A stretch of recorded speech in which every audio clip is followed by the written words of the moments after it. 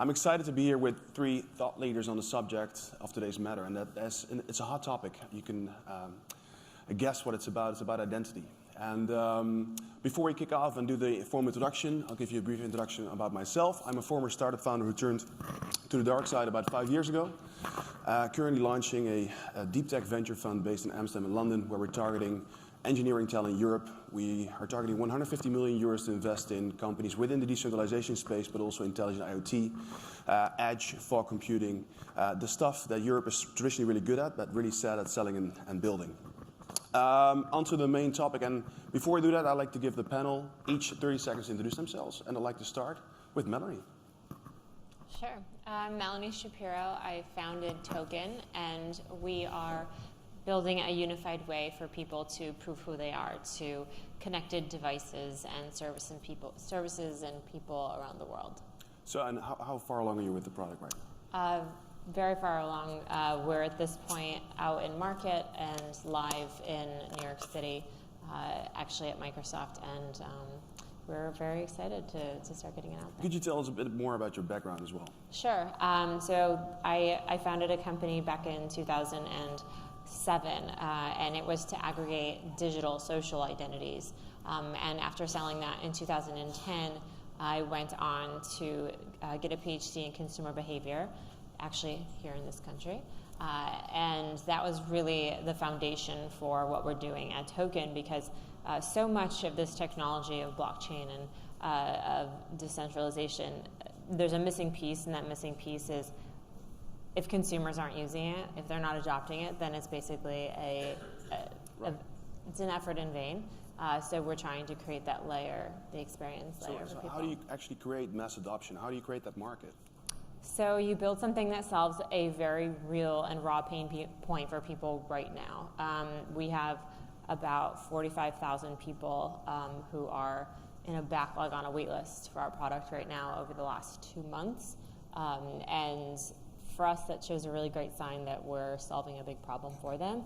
But we've also been able to get ecosystem adoption. So we can't build a product that unifies your identity and then you can't use it anywhere. That would be pointless.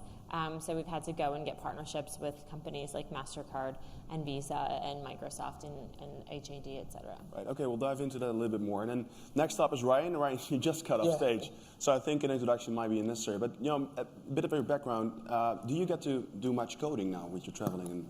No, I haven't programmed in over a year and a half, but unfortunately, not much, yeah.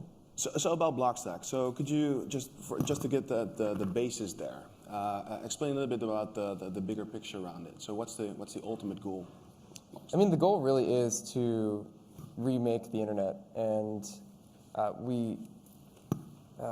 didn't really get to go deep into this, but the goal is to, you know, we essentially looked at the big issues with the internet today, and knew that there had to be a change. And it's kind of, I think, a little bit of a quirk of history that we ended up where we did. You know, it was the client-server model was something that emerged in the 90s, and it doesn't need to be that way. It doesn't need to work in a way where we give all of our data to individual companies and they just house it there.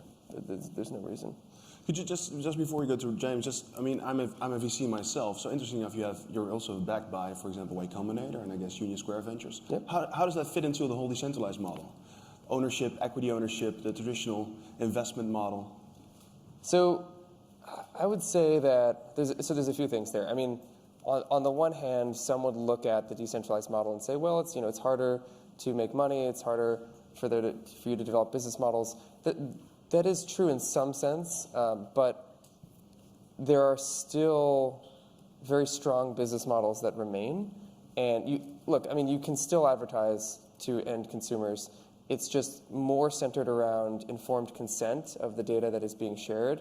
The other thing is you can still do freemium models where you have a free version and you have pay to upgrade to a premium version. And so, we've had backing from, like you said, companies, firms like Y Combinator and Union Square Ventures. We love to have them on board. They really believe in our mission and our vision. What's their thoughts on, for example, open sourcing the software? Yeah, so I mean, we open source the software, and of course, that is one thing that means that there are certain revenue paths that are not open to us. But at the same time, our model is more tied. We have a cryptocurrency and our own blockchain that we're developing. Our business model is more tied to that. So we have a certain amount of currency that is owned by the corporation, and then we have a bunch of different investors, hundreds of investors around the world who have participated in a token sale that we put on. So it's more tied to that. I would say it's a business model that's more native to the decentralized world, where you have open source software and then you have tokens, and it's kind of like creating its own economy, and people can participate in that economy by having tokens. Yeah. Thank you, Ryan. So next up, James. Same for you. 30 seconds to introduce yourself. Sure, yeah. So good morning, everybody. I'm James Monahan, and I'm responsible for product management at Evernym. Evernym is a company which is building the tools and infrastructure and services for individuals and institutions to take advantage of the new and privacy-enhancing form of identity that we call self-sovereign identity. So there's a few similarities to what Ryan and his colleagues are working on at Blockstack. In fact, we participate in many of the same standards bodies and open source communities. Our route to market is a little different to theirs, and we are working with developers on building exciting new applications. But we're also working with a lot of the places where you will get your existing digital identities today, the 150, 200 usernames and passwords you might have in your account from your financial institution, from your airline, from your academic institution that you participate with, all of which are a bit crappy. They're stuck in a silo, they don't respect your privacy, and they're very difficult for you to use effectively. So we're working with the more forward-thinking of those institutions to help them realize the capabilities that a privacy-enhancing, decentralized model of identity would allow them to. And so did I read correctly that you did a marathon in 2 hours and 50 minutes? 2 hours and 49 minutes. Wow, okay. Yeah. Okay, well, that's... Way to make us look That's the whole reason I'm here, is so you can build me up. So thank you for that, Tom. I appreciate it. No, it's just an interesting fact that popped up in your bio. Like, okay, this is pretty cool. So, okay, then on to the main topic, building a digital identity on the blockchain. I think, James, you already mentioned, it's not a good idea. Well, we certainly wouldn't advocate for building it literally on the blockchain. No, I mean, when you think about your most sensitive personal information, you don't want that, even encrypted or hashed, being sprayed out onto a globally distributed, replicated public database. There's few things that could be more toxic for your privacy than that. But what a blockchain does give you is a really critical piece of foundational infrastructure that can let you prove with absolute certainty the source and integrity of something that you might want to prove about your identity. And so the approach that we take at Evernym in our work with the Sovereign Foundation and the Hyperledger's Indie project is building out an infrastructure that allows for that. So the blockchain piece is actually very thin. It's just cryptographic material for verifying who the issuer of a particular credential is and that things haven't been revoked. And all the juicy personal data stays at the edge where it naturally belongs, either with the individual or with the issuing institution. Melanie, you want to comment on that as well? I think he said it really well, but I think that's true. I'm keeping the actual identity and the things that are important to you off of the blockchain and having reference to the credential issuer and the timestamp of that. I mean, that's really all that a blockchain is, and that's really what it's best for. Trying to get it to solve all the problems and hold all the things is really where we start to run into some issues. So if you look at it from a perspective, we're seeing this move from state sovereignty towards self-sovereignty, and I think you guys are all facilitating this. But then how do you make this real? I mean, we're still just in the beginning, right? It's the early days. I think you have to, honestly, I think you have to start by working with the identity issuers of the world, and that's really how we've approached it. So with Token today, you can live a life without a car key, a house key, an access badge, gym membership.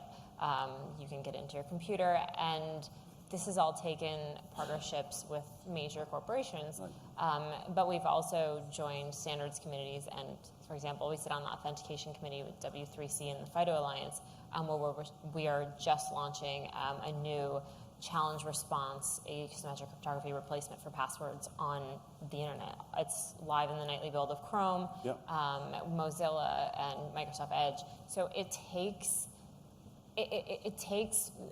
conversations with these companies, but also giving them a value proposition that's strong enough that they want to be on board. And so, we got most of these partnerships 2 years ago when this was still a very scary space.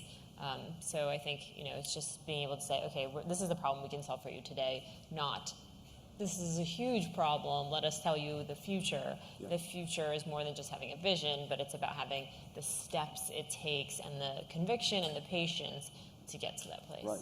So Ryan, I mean, you're essentially doing something similar like Everett. I'm not comparing you two in that perspective, but I mean, the end game or the end goal is the same, right? So what's your take on this? So how far away are we from an actual, I would say, self-sovereignty, or maybe even a human-to-human sovereignty, devices that can be automated and do transactions without the intervenence of human beings? Yeah, I mean, I would say a few things. Well, there are several components to this. So I think there are actually like great ways for our companies to work together on this. So there are really like the devices that you hold that represent your identity. So like token, for example.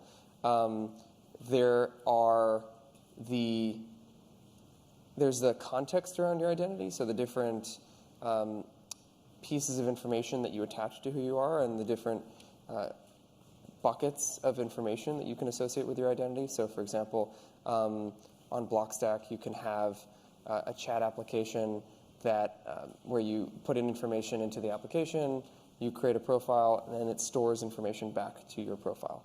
And you can also have all of your messages that other applications can then request access to.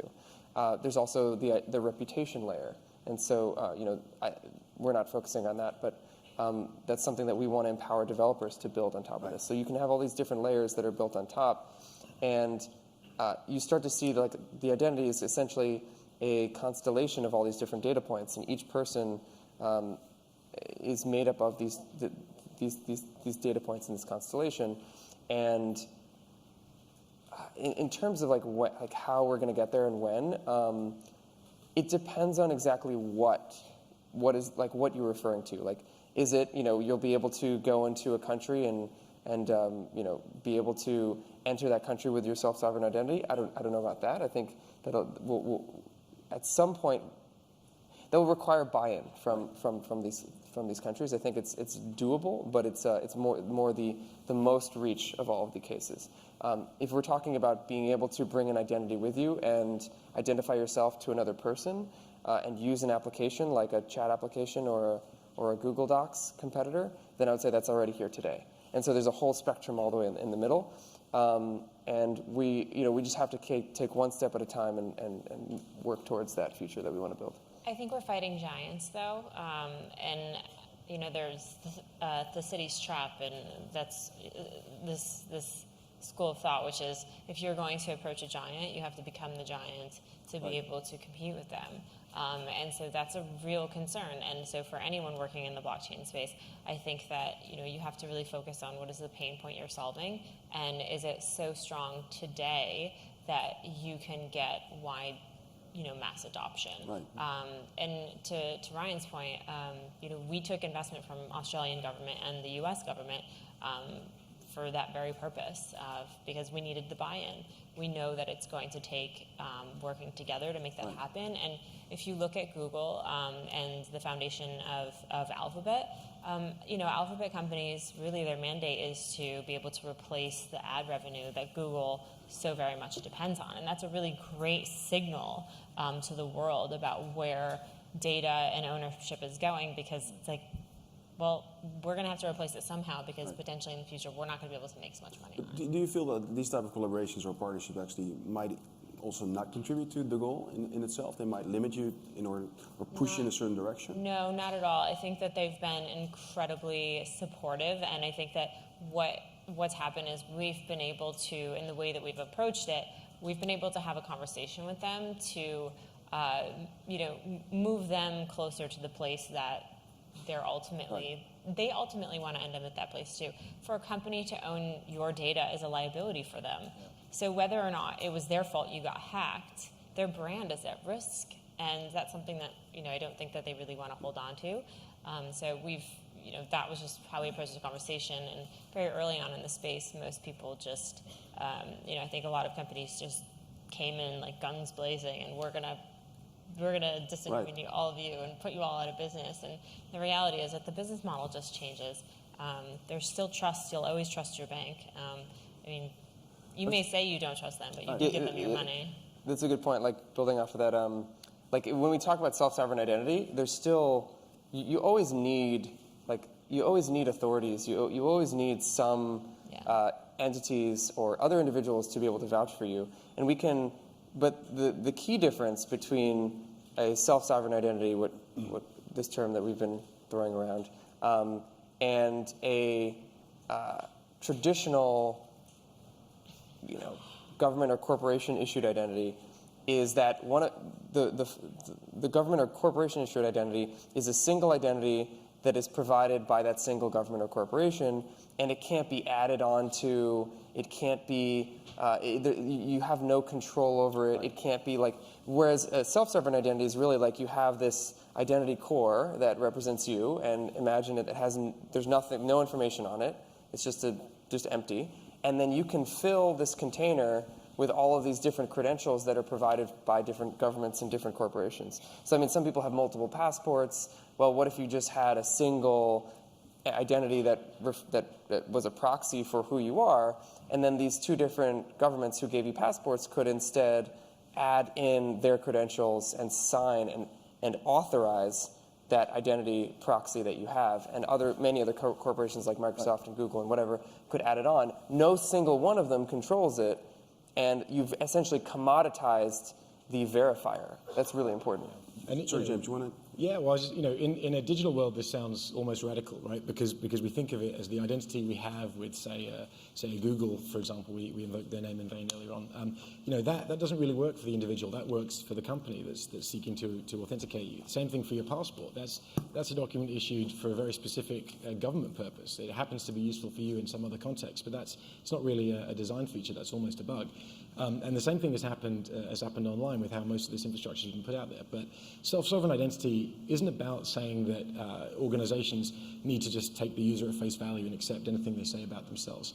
Rather, it's just saying that the identity works for the individual.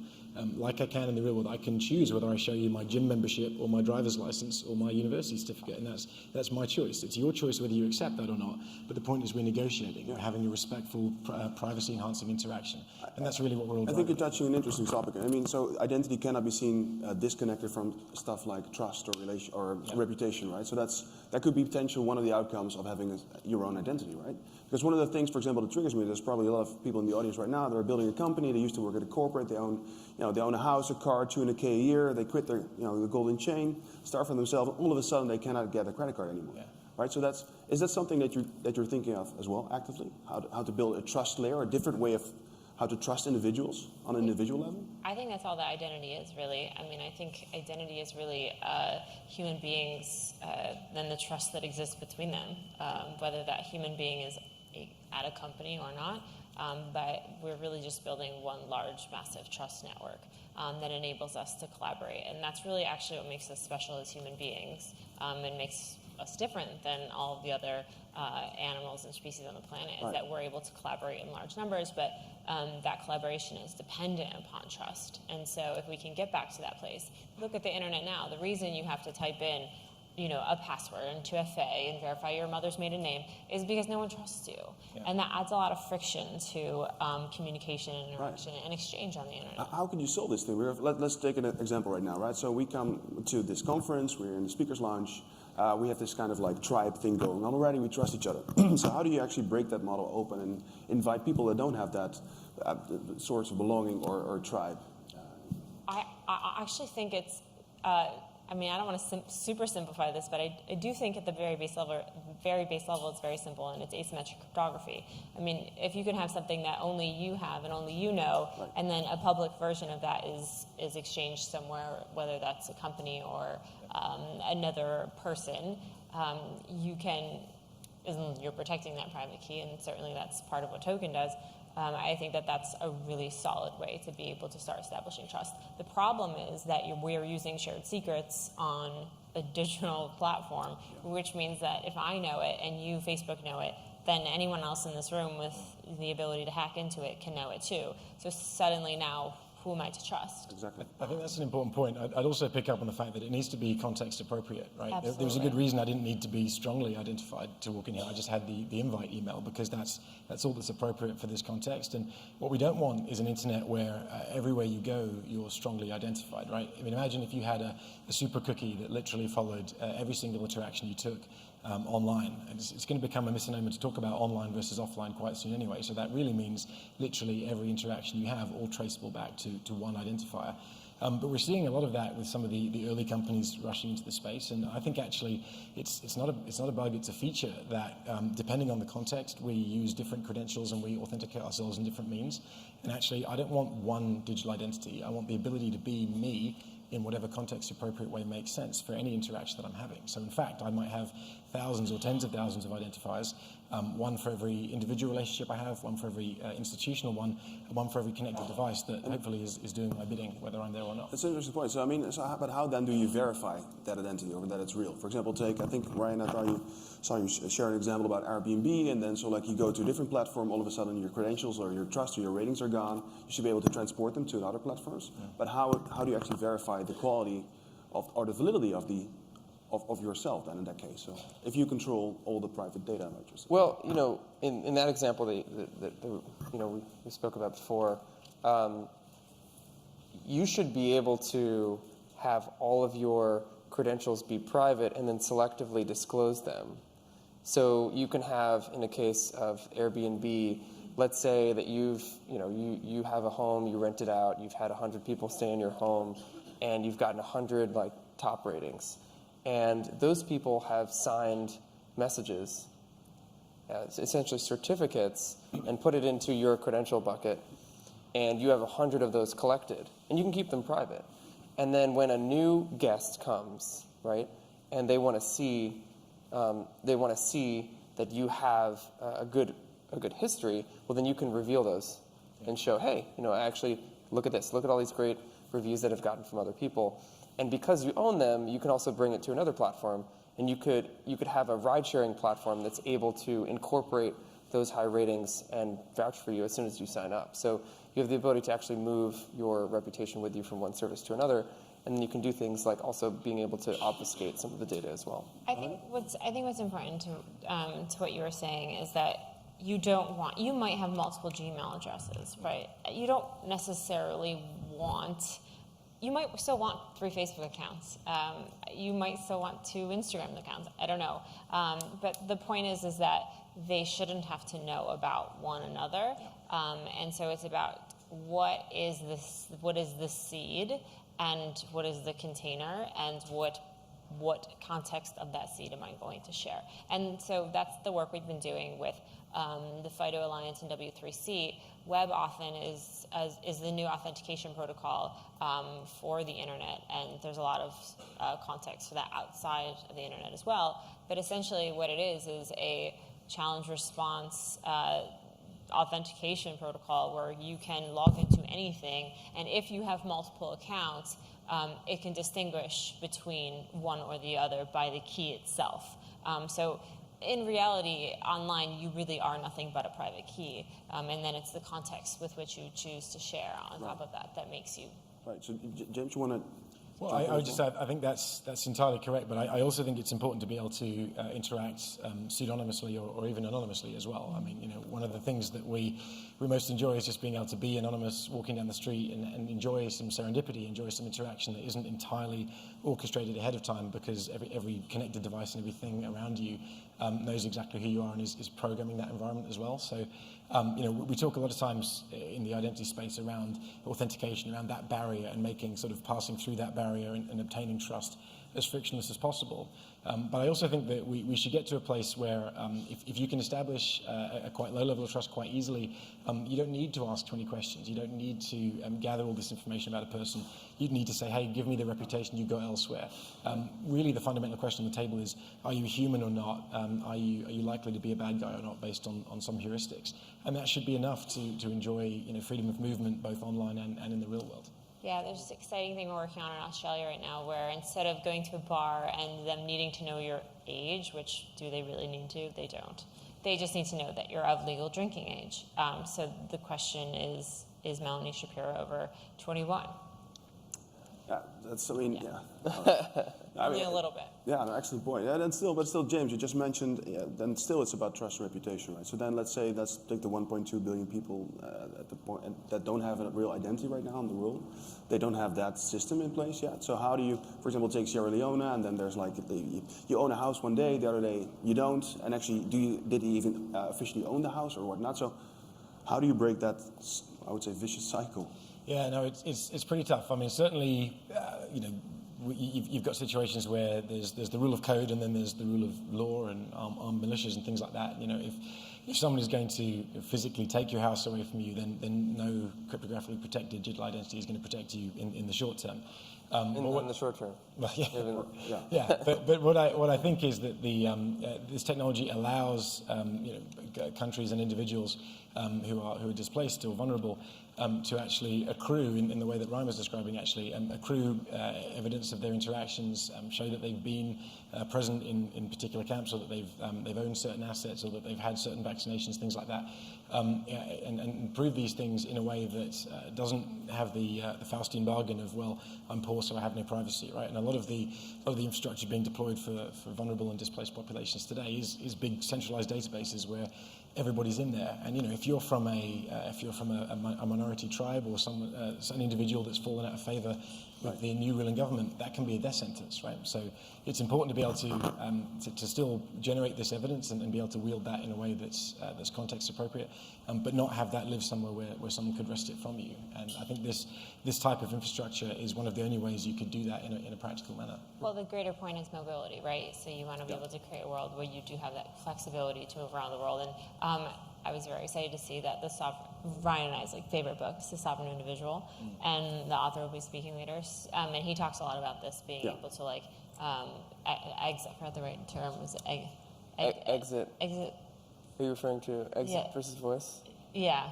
It's basically just being able to exit a community, and that's because you can't, right? So there are people who are in places like Syria and not able to leave, and really we create our entire immigration policy in the U.S. around whether we can identify someone or not, and that's really sad. So if you can have some greater level of certainty of who a person actually is, you wouldn't be so fearful of letting them in. My father-in-law immigrated from Russia with a degree in physics and came to the United States, and no longer could anyone verify that he had that degree. So, I mean, it was useless, and he had no physics degree. So, those are real examples of real problems today that I think we really need to. We spent a lot of time talking about the future and how amazing this picture is, but I think it's time to start talking about what's happening today. What are the problems we're solving right now? Good moment to tap, and then what's happening today with Token, right? So you mentioned the partnership with, for example, MasterCard. So they're quite progressive from that perspective. I mean, tell me what will happen with Token the next, let's say, 2 to 3 months, just to make it a little bit shorter lifespan. Yeah, so for us, we believe the very first thing we built was a biometric ring that you can use to scan your fingerprint, and the way you interact with the world is just like this, with the tap of a hand. It's NFC and Bluetooth. But that was the very first access point. Basically, what we've done is we've created a platform and an API that all of our partners sit on, and it enables both the institutional side, governments, companies, to access the platform and be connected to consumers on our end. It's our job to supply both sides of that platform. And so for us, the real value we add right now is that people hate, the thing they feel, the thing they care about is that they hate having multiple credentials. They hate. It's such a deep-rooted pain. But that's the kind of thing you have to talk about right now. What are the things that matter right now?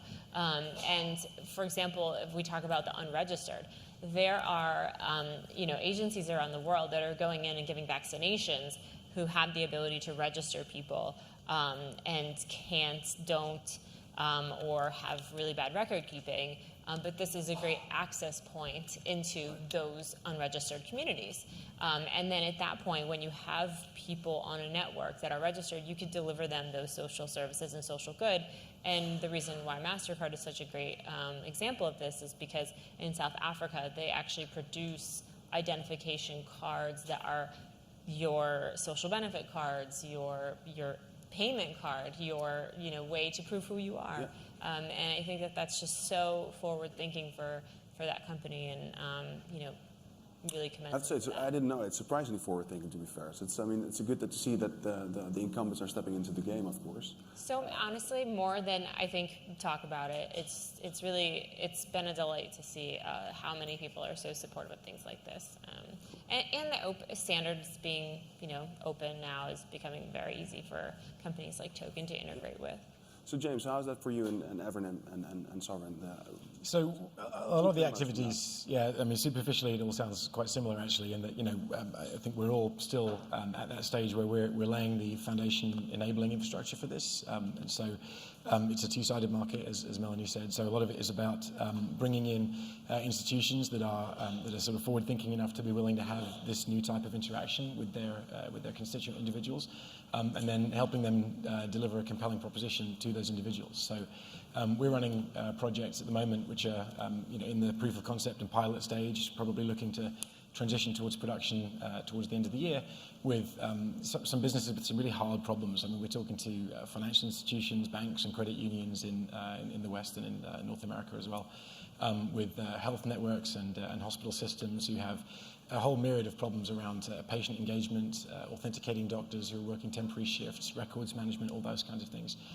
Academic institutions who want to, frankly, enter the 21st century and not have a basement full of paper records, and actually issue a credential which is useful to their learners as they go off and enter the workforce and pursue continuing education. And travel as well. I mean, we mentioned the example of crossing the border to the US, but actually one of the projects we're teeing up for next year is a trusted traveler program that would use self-sovereign identity and biometrics to allow you to actually board a flight in the UK and deplane in the US with keeping your passport in your back pocket. So there's a lot of companies actively experimenting, where we at Evernym are trying to focus most of our energy, is exactly as you said, with people who want to solve problems here and now. There's almost unlimited blockchain budget out there, guys. If you have a startup and you want to go run some projects, there's loads of it. What we're really trying to do is find the people who are serious about solving real business problems, and actually deploying this to users at scale. And fortunately, we've been able to find a number of really exciting institutions to partner with us on that. So did you mention you're also trying to actively tap into the healthcare space? Because that's also kind of a really big thing, right? So provider-centric data, that's your own data, your personal health data stored there. Doesn't make sense to me at all, I guess. But I mean, how do you tap into that? Well, it's funny you mentioned that, because my wife and I have two children. One was born in the US and one was born in the UK. And here in the UK, they give you a red book when your child is born, which actually contains all their early childhood health records. Because a lot of times when children are small, you move house, you change doctor a few times, and the way the National Health Service in this country is run, there aren't great centralized databases where you can easily pull up this sort of record. So if you need to access urgent care, you need to have a record of your child's vaccinations, were there any complications during birth, how's their learning and development going, and so actually you do hold and manage these records yourselves. And so the notion that suddenly as an adult I shouldn't have the right to even see my data, much less manage it and present it, is quite an alien one. And so fortunately, I mean, we're working with one of the largest health networks in the US actually on some of these concepts. They're not ready to talk about it publicly yet, unfortunately, but it's all quite exciting. Ryan, how's that from your perspective, Blockstack, 2-3 months from now? 2-3 months from now. So yeah, I mean, a lot of what we've been, we're focused on the developer. We haven't, there's quite a few companies that we've spoken to that we've had the opportunity to work with, but we've really shied away from that and focused more on the individual developer, more on the startup, helping them get off the ground, because we're trying to build everything from the ground up. And we have quite a few companies that are building on top of our platform. So how many actually total? What's There are apps in the hundreds currently, okay. And many more coming soon. So we put out a bunch of requests for different types of applications. So one of the ones we did recently was this thing called Request for Social Networks. So we put out a bounty of $1 million for teams to build decentralized social networks on top of Blockstack. We got almost 200 teams apply for funding, and it's really an ongoing effort. So we're going to continually accept teams. We also have a bunch of other bounties that we have going on, where we had this one for building a universal cryptocurrency wallet where you could use sign in with your identity, and then have use many different cryptocurrencies all in the same wallet. We got about 100 teams applying for that one. So a lot of these efforts, and we're going to come out with a bunch more as well. One around like decentralized marketplaces. You can just imagine all of these different categories of decentralized applications, and we're really focused on like similar to the early days of Mosaic, right? The browser that eventually turned into Netscape. Netscape really focused on the developer. There were other competing platforms that were making other compromises, but Mosaic said, no, what we're going to do is even if it might mean that there's a slightly degraded experience for the enterprise or a slightly degraded experience for the consumer, we're going to build the best possible experience for the developer so that we can win that market. And if we can win that market, we can win the hearts and minds of the developers and the early startups, then we will win the future. That's our strategy. And I think that, this is like core to what I believe about this ecosystem. And I've been in this space since 2009, and I've seen a lot of shifts happen. Bitcoin, just plain old Bitcoin, it became a word that like nobody wanted to talk about. But the reality was that Bitcoin as a means to transfer value was solving real problems. And suddenly it wasn't good enough. No one wanted to talk about it. Everyone was just talking about like the blockchain. So I want to just touch on Ryan's point real quick and say that sometimes it takes being the boots on the ground. And so, Ryan and Blockstack's focus on getting the developers to build the apps. Those are the people who are closest to the problems. Those are the people that will tell you what they need. And you build product from that point. For us, I think we see it, their focus is the developer, our focus is the consumer. We go to the consumer and ask them, what is it, what's wrong, like, what is your life like right now? We've had days where we spend a day in the life with customers. And so I think that these approaches just give you the most real, raw experience that people actually want. Because working with these enterprises, unless they're going to do exactly as you say, it's going to get bastardized one way or another. Fair point. So what if people in the audience here today, or the guests, or the people that are going to be here the entire day, will they be able to reach out to you, and how do they reach out to you best? Are you going to be here the entire day, actually?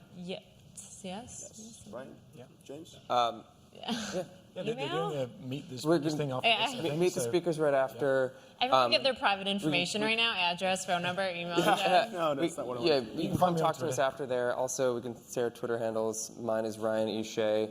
My DMs are open, so you can drop me a message there. At Mel Shapiro or at Token. Yep. Fantastic. Well, this is all the time we have for the panel. Thank you so much for the open discussion. Thank you. Thanks for sharing the stories, and I give them a big round of applause. Thank you so much.